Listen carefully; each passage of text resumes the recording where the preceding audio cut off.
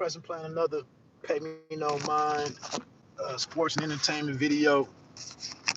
Let me make sure this microphone is working on the phone. Um, well, hopefully there's no issue with this. In case nobody comes in while I'm on here. This weekend they found Michael K. Williams, actor, I think dancer, um, celebrity,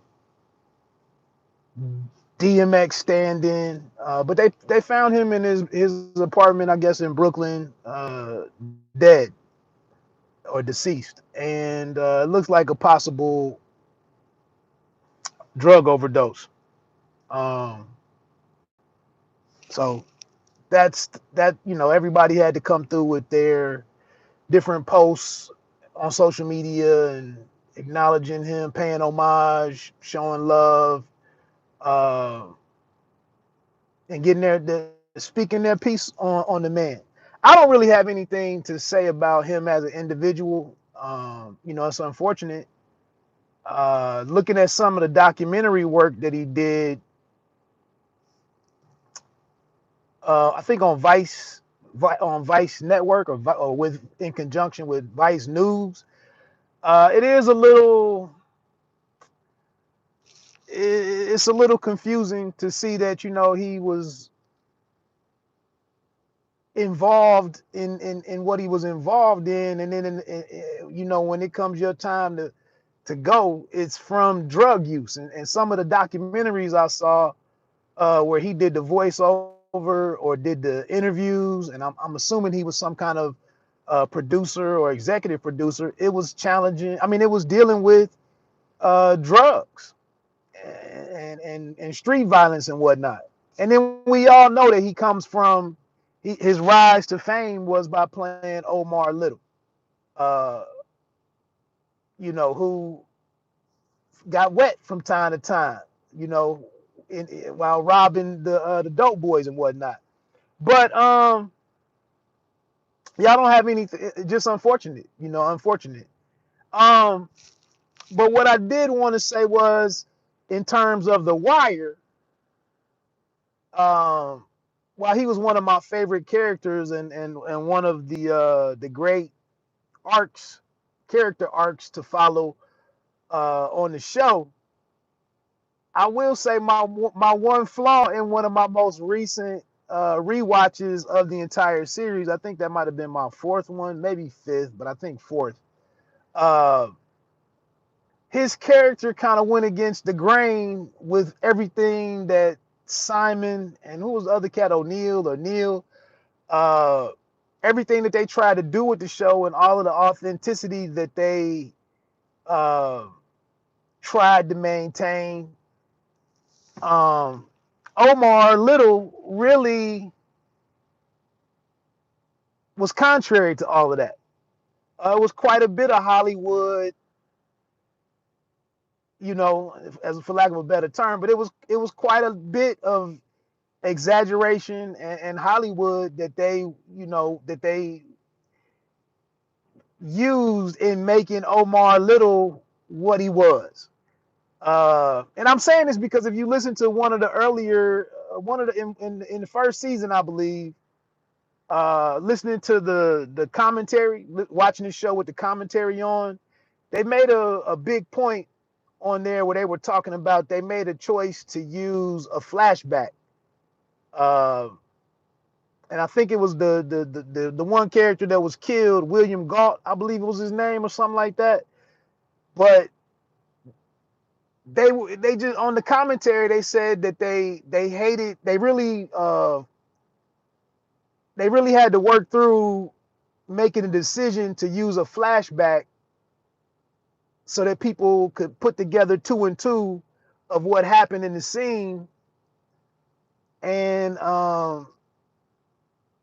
they didn't want to use a flashback because they didn't want to take away from how raw they wanted the show to be and how real they wanted to keep it. So they didn't want to use all the common tools that would be used in Hollywood or for, for movie making and whatnot. They wanted you to just understand who the character was from the case, the investigation, or from the dialogue.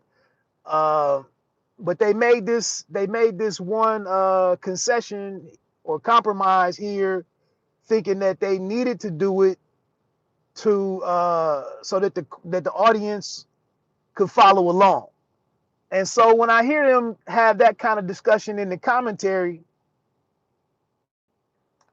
I could just imagine that there was some risk and reward that was discussed with allowing Omar to do some of the different stuff that he did on the show. But I think it was an overall I think it was a win in everything that they did with Omar. But like I said, the character was clearly the most unrealistic aspect of the show. Its entire 5 seasons or whatever.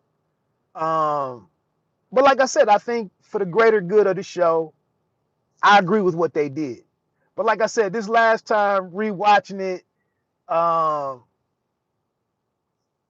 90% of what Omar did was like so far over the top.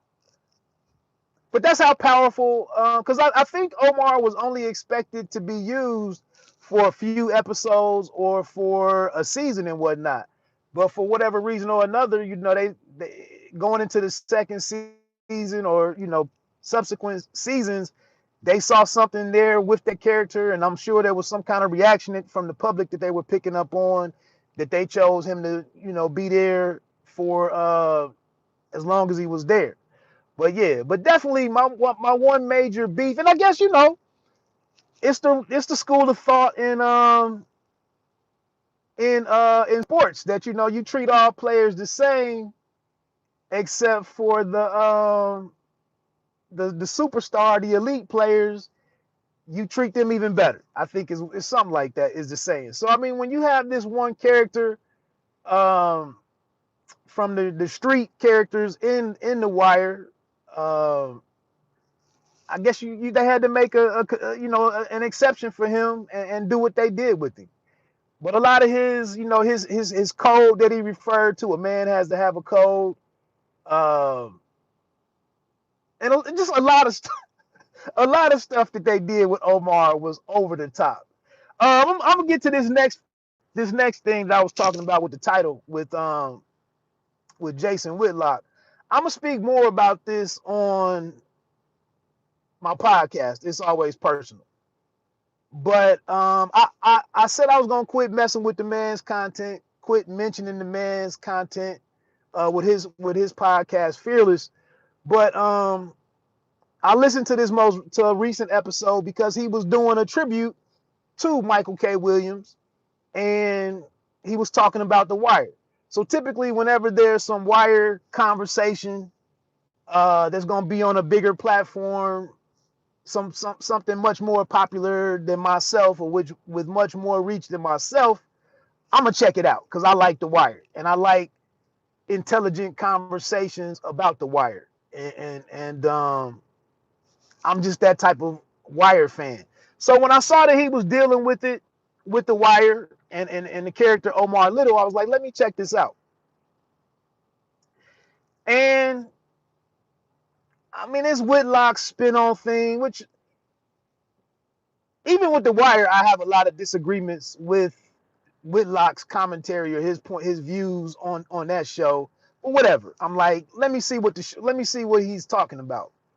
But how Whitlock ruined the whole tribute and paying homage to the passing of Michael K. Williams. It gets right back to basically what's become Whitlock's fuckery or his agenda, his propaganda that he's on, that he's allowed to take over his content. And he got to discussing, he gets to a point in there where he's talking about, he brings up Officer Derek Chauvin, or former Minneapolis Police Department Officer Derek Chauvin.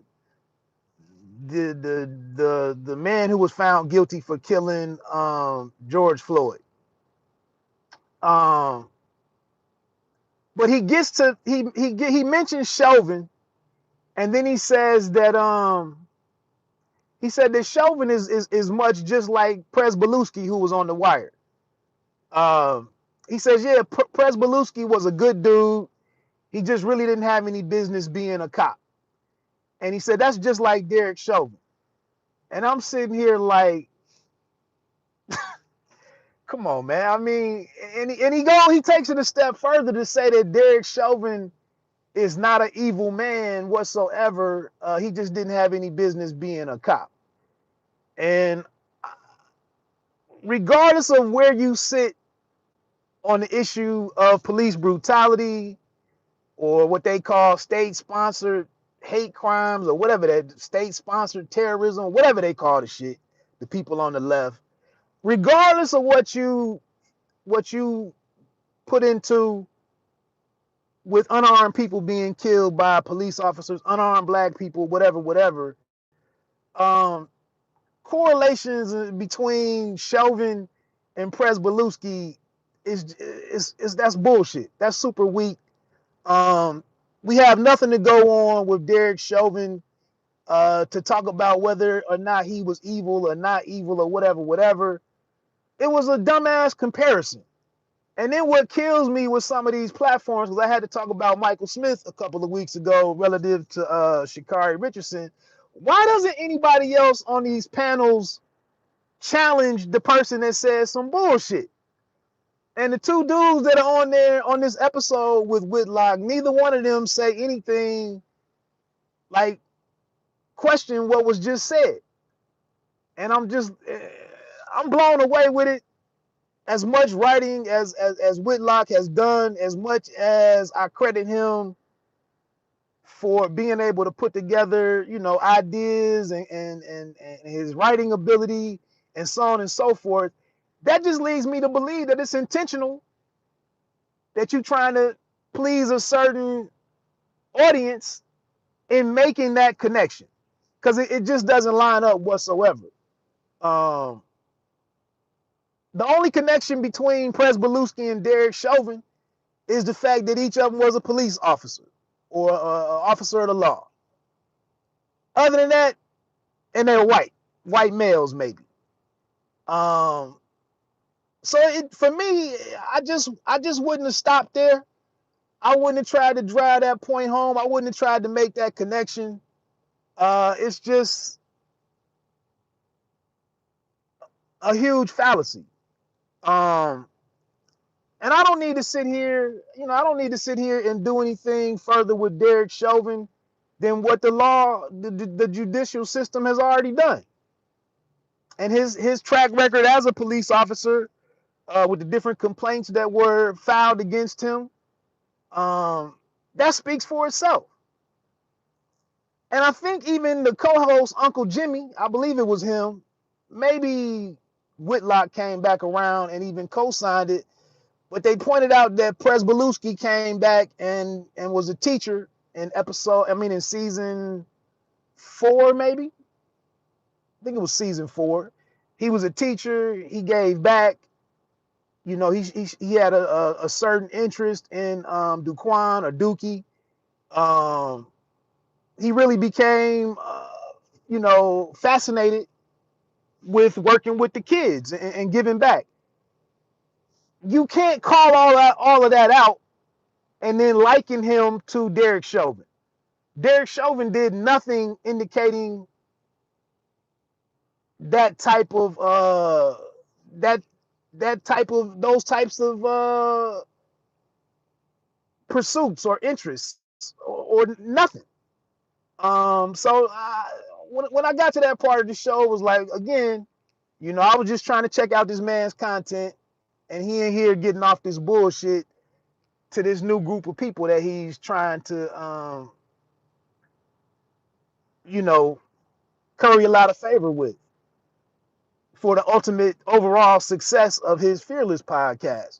And again, even if the other brother that called in to be a part of the show, or if Uncle Jimmy, if one of them would have broaden the conversation out by challenging that, maybe it would have been something there. But again, it was just like, here I got conned into some bullshit, and I should have known better. But I guess that's what Whitlock is on at this point. Again, I think he could do much better with his platform, but I guess you people got to pay the bills, and you go with the sure thing when it comes to your well-being or your livelihood. And it's clear to me that he's made a decision, of who he's rocking with. I just thought, in talking about The Wire, there could be some separation of the bullshit, and we could just kick it on The Wire. But I guess that's not possible. So anyway, like I said, I'm gonna tap into this a little bit further on It's Always Personal. But that was just today's observation.